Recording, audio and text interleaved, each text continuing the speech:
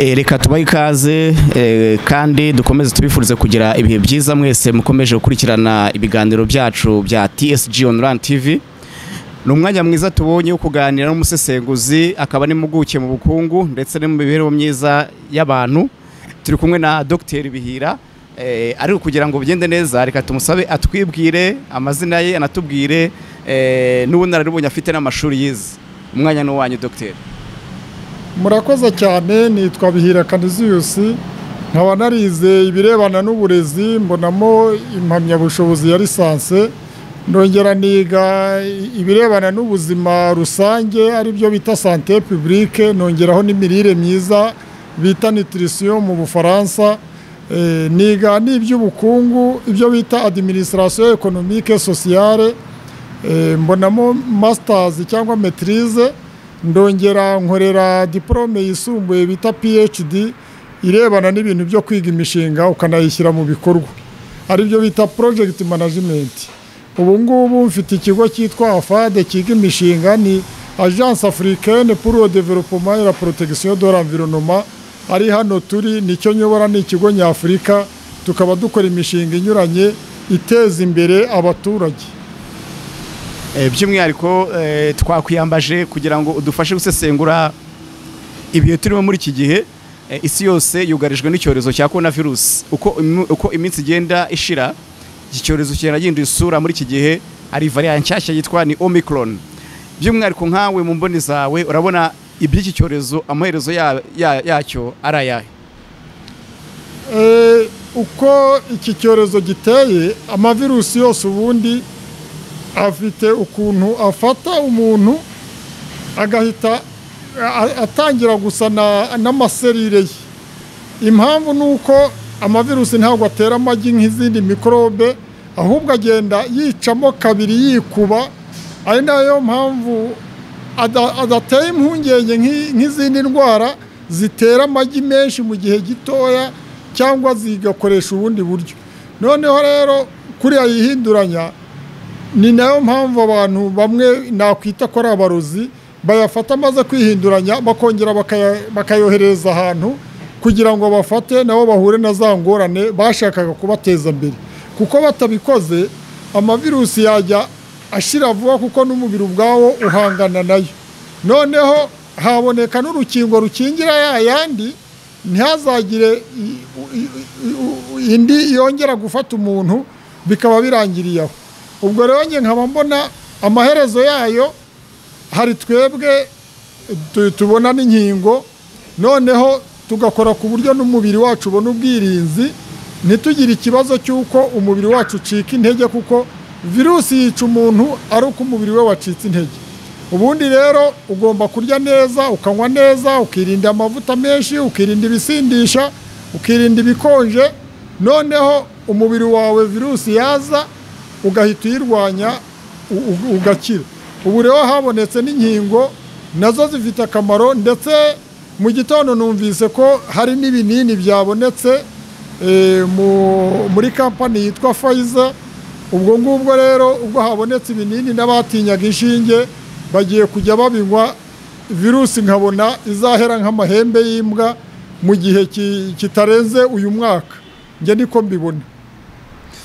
By'umwihariko ukomeje ku nkingo, hari bavuga ko urukingo rwa gatatu rwo gushimangira ari rwo ruguterwa muri iki gihe, ariko hari n'andi makuru avuga ko n'urukingo rwa kane rushaka kuzakenerwa.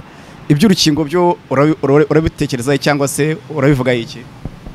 Iby'urukingo icyo mbivugaho ni uko rwafashije abantu benshi, kuko urebye abantu bapfaga muri Amerika, muri za Brazil, mu Bwongereza baragabanutse, ariko iyi Omicron imaze kongera gusubiza inyuma ibyari byagezweho. Ariyo mpamvu mvuga ko habonetse urukingo rukingira hafi amoko yose cyangwa amoko yose, ni rwo rwafasha abaturage. Umuntu yaba yarukingiwe, ubwoko bwose bugarutse bugasanga umuntu yarafatishije nta kibazo afite. Ariko ubushakashatsi buracyakorwa, kandi noneho n'ubwirinzi nge mbona twabushyiraho imbaraga kugira ngo abantu bagiye kuzana izo virusi nshyashya babura aho binjirira, kuko zituruka hanze mu Rwanda ntawe uzihakoresha, nta n'izo twari twumva zahaturutse, buri gihe zituruka hanze. Twakora ingamba rero ku buryo izituruka hanze tuzikumira, noneho tukarwana n'izinjiye, kandi nzi ko tuzazitsinda byanze bikunze. By'umwihariko reka nkubaze ku kindi kibazo kiri kuvugwa muri iyi minsi. Abaharanira uburenganzira bwa muntu bakomeje kugenda bagaragaza ko uburyo inkingo ziri gutangwa, yaba ari mu Rwanda, muri Afurika n'ibindi bihugu namwe by'i Burayi, usanga bimeze nk'aho ari agahato kurusha uko byaba ubushake bwa muntu. Icyo kintu cyo wowe urakivugaho iki? Uko babivuga harimo ibiri byo, kuko natanga urugero nko mu Bufaransa uko babigenje ntago bumvikanye n'abaganga. Harimo abaganga baciye amadiplome baranayatwika ku mugaragaro, ndetse bava no muri ubwo buvuzi, kubera ko abantu bose ntago babivuga kimwe. Hari igikorwa cyakozwe cyiza koko, kwita ku bantu barwaye bakavurwa, gushaka inkingo, ariko hari ibindi bongeraho ngo kujya mu kabari, kujya aho abantu bateraniye, gutazaba afite za nkingo ngo ntago bazamwemerera.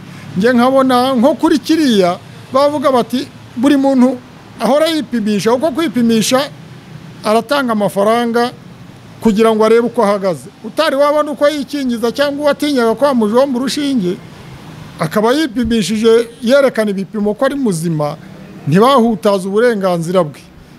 Nge nicyo mbona, kuko iyo bigitangira koko hari ibibazo. Nko muri 78 sida icyaduka, umuntu unanutse wese niyo atabaga arwaye ntago batumaga agenda mu ndege cyangwa ngo agende mu modoka, ariko ubu byarashize, uyirwaye nta n'uwirirwa agira icyo amubaza, kuko basanze n'abayirwaye batanduza batanyuze mu nzira z'imibonano mpuzabitsina. Bumva ngo umuntu urwaye sida nakunyura iruhande byonyine arayikwanduza. Nkabona rero iyi nkubiri hari Covid imaze imyaka hafi 2 nayo ntiruzura, ntago twari twayimenyaho ibintu byose. Ayo niyo mpamvu gufata ibyemezo bikakaye ntabwo byari ngombwa, ahubwo twabyitondera tukabijyana buhoro. Umuntu utarikingiza akigishwa akikingiza, cyane cyane hano mu Rwanda bamaze kwikingiza bararenga 60%. Turaba mbere muri Afurika ndetse n'ibindi bihugu by'ahandi hari ibyo twaciyeho. Twagombaga kubyishimira rero, ntituvuge ngo turi inyuma cyangwa dufite ikibazo. Nta kibazo dufite, kuko abaturage bumvise gahunda ya leta yakoze ibishoboka irwanya iki cyorezo, kandi iranagitsinda, kuko urebye abantu bakizira ni bake cyane, ndetse bazarushaho no kuba bakeya. Noneho dufite n'Imana yaradufashije, tugiye kubona uruganda ruzajya rukora izi nkingo. Niziba zakoreye iwacu tuzadufite amahirwe ko dufasha abantu bacu ndetse n'abahandi, kuko gukora urukingo tuzaba dukora n'ubushakashatsi tumenye ahari ikibazo tugikosore. Ni ukuvuga ko rero twebwe twakwishimira ibyo tumaze kugeraho, noneho ntihagire n'umuntu uhutaza. Natanga nk'urugero, aba bantu babuza kujya muri aya maduka akomeye cyangwa mu masoko, barajya guhahira mu muhanda. Babandi bacururizaga mu muhanda ubwo bakaba babonye aho bagurisha. Nkabona rero bagombaga kubyiga, hakaba abantu basuzuma, kuko gusuzuma bimara akanya gato cyane, ni nk'iminota 2, bagasuzuma utarwaye akinjira mu iduka agahaha nta kibazo. Ukomoje ku bijyanye n'uko hari serivisi zitangwa uko agaragaje ko wikingije, cyangwa se hari icyemezo kigaragaza ko wafashe izo nkingo. Rimwe na rimwe ugasanga hari abo niba utarikingije ari serivisi utabona. Ese ku giti cyawe urabona, kuko hari ababyinubira bavuga bati ntabwo byagakwiye, buri muntu yagakwiye guhabwa serivisi batagendeye kuri ibyo ngibyo byo kuvuga ngo warikije cyangwa ntiwikingije. Wowe icyo kintu ugitekereza iki? Nicyo navugaga, umuntu kubona serivisi n'uburenganzira bw'ibanze, ntabwo yakwimwa serivisi. Ahubwo uko nabivugaga, hari ababwira abantu batikingije akazana icyemezo ko yisuzumishije, uwo nguwo bakamwakira, kuko ntabwo byakumvikana ko abandi bakwikingiza bakisuzumisha, wowe urwaye ukaza ukabanduza. Ntabwo byaba ari byiza. ibyiza ni uko basaba umuntu kuza yerekana ko ari muzima, birahagije. Noneho bakamuha ya serivisi ye, kuko kuva ari muzima nta kindi kibazo yaba ateje. Kandi ubu ngubu serivisi zo gupima ahantu hose zarahageze, umuntu yagenda akisuzumisha bakamuha icyemezo, ahasigaye akaza yerekana ko ari muzima, noneho bakamwakira bakamuha serivisi. Icyo uri gusobanura niba ndi kucyumva neza nuko aho kugira ngo bakubaze kuba warikingije, ahubwo babanza bakagupima bagakora test bakamenya koko niba uri muzima. Nawe ubwawe wagombye kujya mu bandi ari uko uzi kuri muzima. Nicyo nshaka, kuko n'ubundi umuntu ubuzima bwe nta wundi ubumucungira, ni wowe nyirabwo. Wowe nyirabwo rero isuzumishe mu bihe bishoboka, ugende werekana aho ugiye hose bakeneye kubyerekana ubyerekane.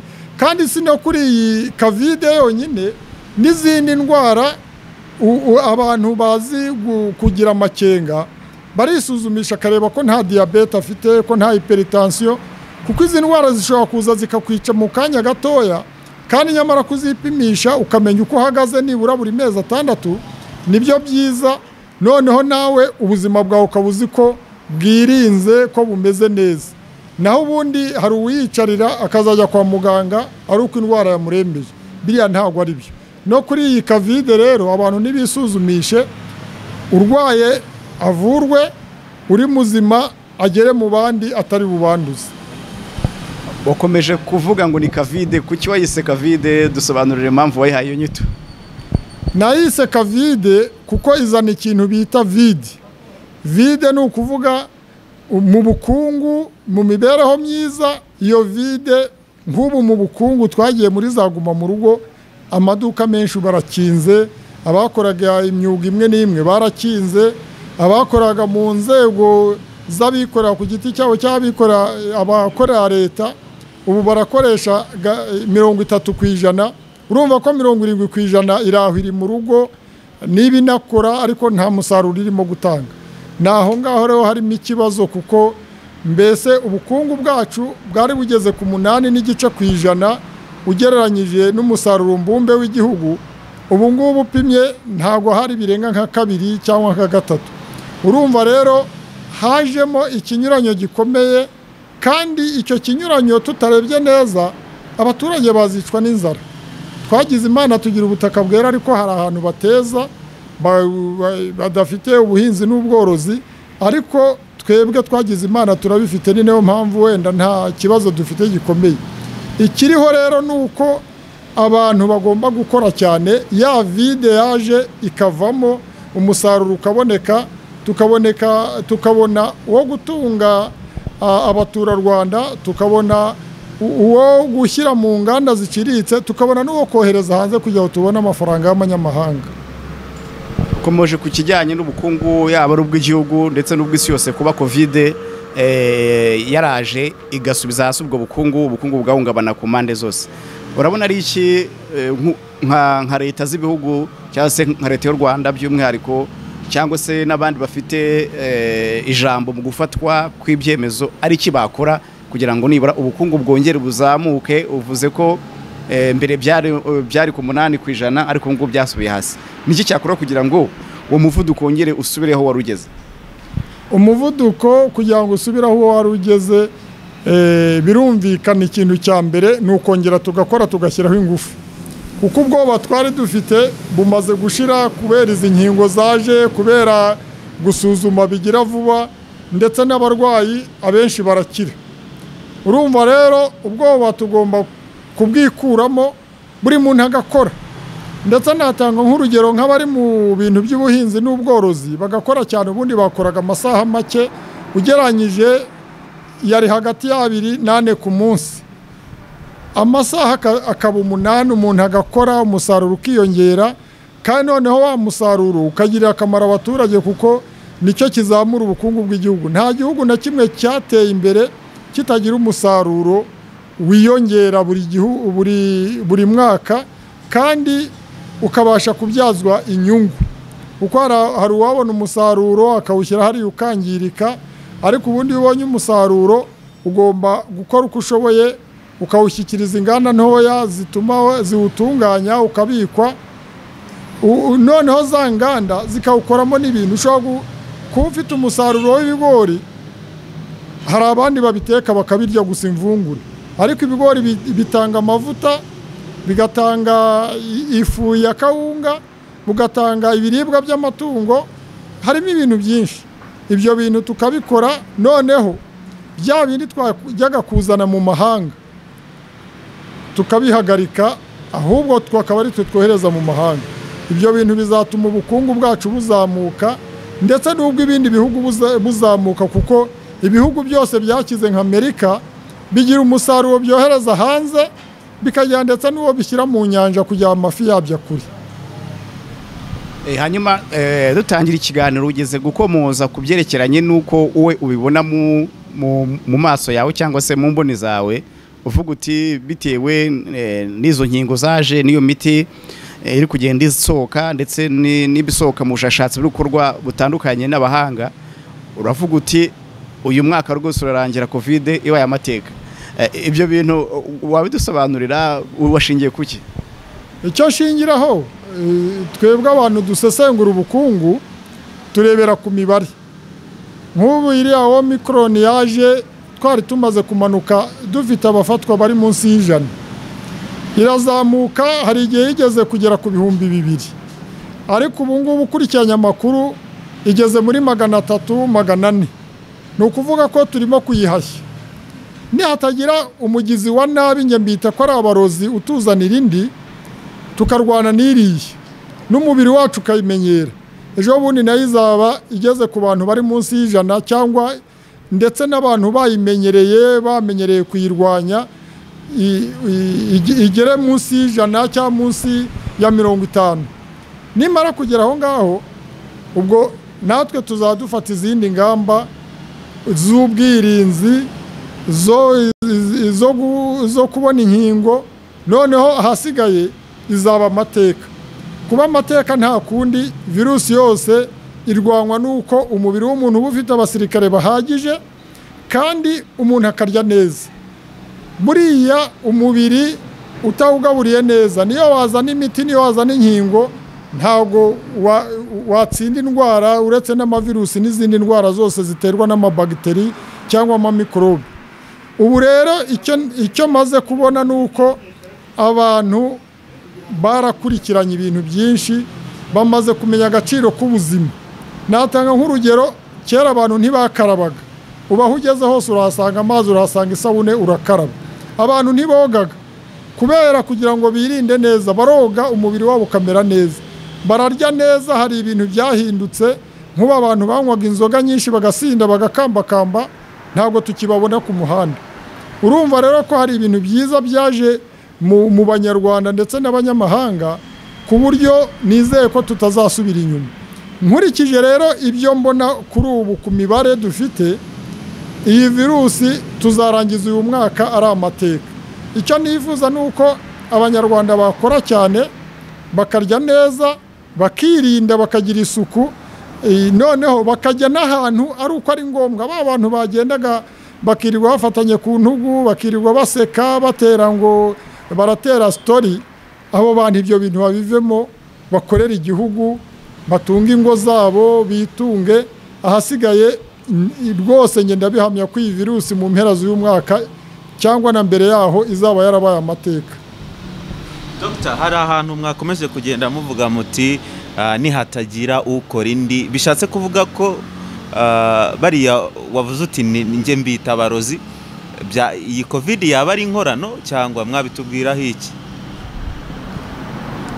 Iyi covid ngewe mbona ari inkorano, kuko iya mbere koko bavuga ko yavuye mu ducurama n'ibindi abashinwa b'i Wuhan bariye, ariko iyo ngiyo n'ubundi iyo bashaka bakamara kubona ko yandura cyane, bagakumira aho hantu, ntihagire umuntu hinjira, ntihagire umuntu hasohoka, ntabwo yari kugera mu bihugu byose nk'uko yahageze.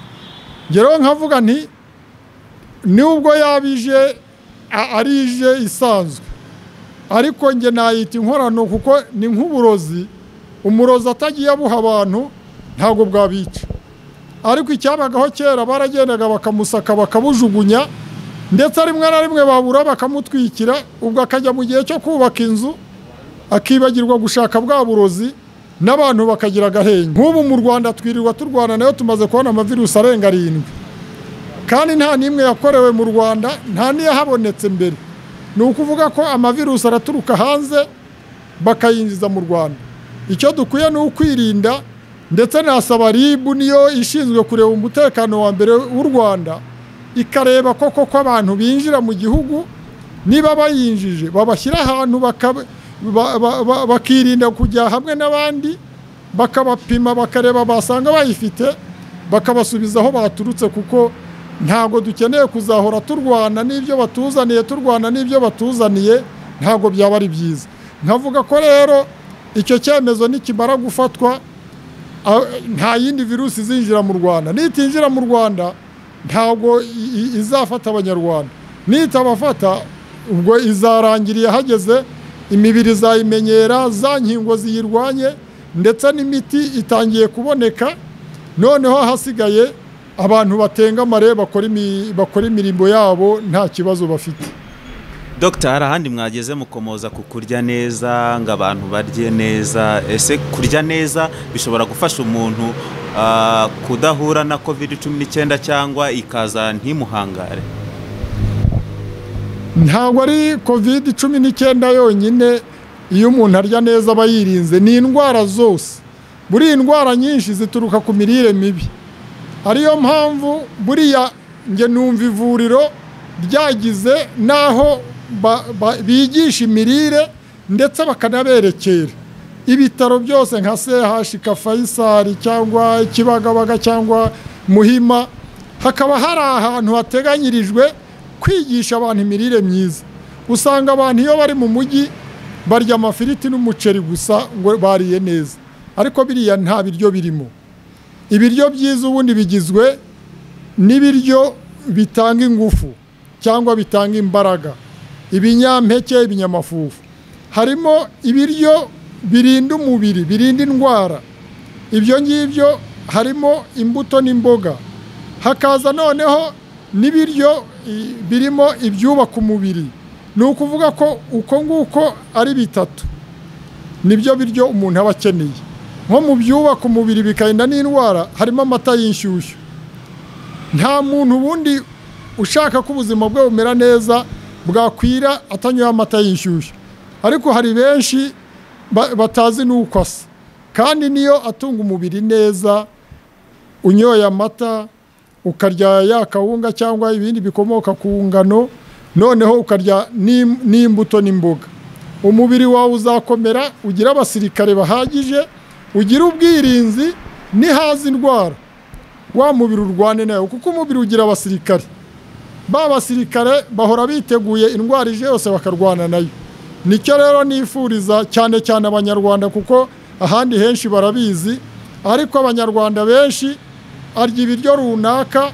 Nk'ubu akaba abonye umutobe yagombaga gufata ukamugirira akamaro, akawutara ugahindekamo urwagwa.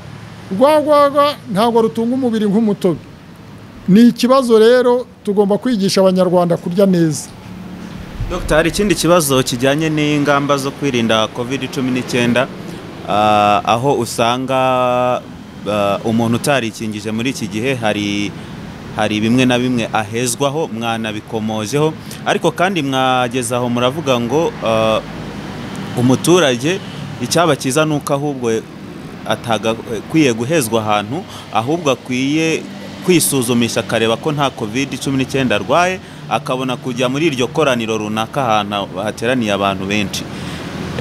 Kuri ibyo mwavuze, ntihari umuturage ushobora gutekereza ko yenda kwikingiza ntacyo bimaze, ahubwo icyaba cyiza ari ukwisuzumisha? Ntabwo yabitekereza gutyo, ahubwo aho ngaho niwe umutekerereje. Buri muntu wese azi kureba ikintu gifite akamaro. Buri impamvu abantu batitabiriye kwikingiza ni ukubera ko bavuga ati reka turebe abakingiye uko bibagendekera. Abo ngabo ni igice kimwe. Hari n'abandi batinya ko bajomba ishinge, rwose akaba yabonera bagiye kumujomba urushinge akiruka. N'abana wabonye ko bajya kumukingira agakuraho akaboko ndetse akanarira. ni ukuvuga ko rero ba bandi benshi ni ba bandi tuvuga ngo abandi bibakorerweho babe ndebereho. Iyo bamaze kubona ko abandi babakingiye bakabona ko nta kibazo bafite nabo barikingiza. Noneho na wa wundi warutinyaga cyane agera hakavuga atari ko abandi barimo kwikingiza nanjye reka nikingiza. Ariko igihe atari ikingiza nanone yisuzumisha akabona ko nta ndwara afite, nabyo biramutera inkunga, biramumara ubwoba. Buriya mu bintu bya mbere bituma abaturage babaho neza, bakora imirimo ijyanye n'ubukungu bakamera neza, ni ukutagira ubwoba. Abaturage bafite ubwoba nta kintu bageraho. Ariyo mpamvu rero mvuga ko yisuzumishije akabona ko atarwaye, ubukurikiye hari ikingiza.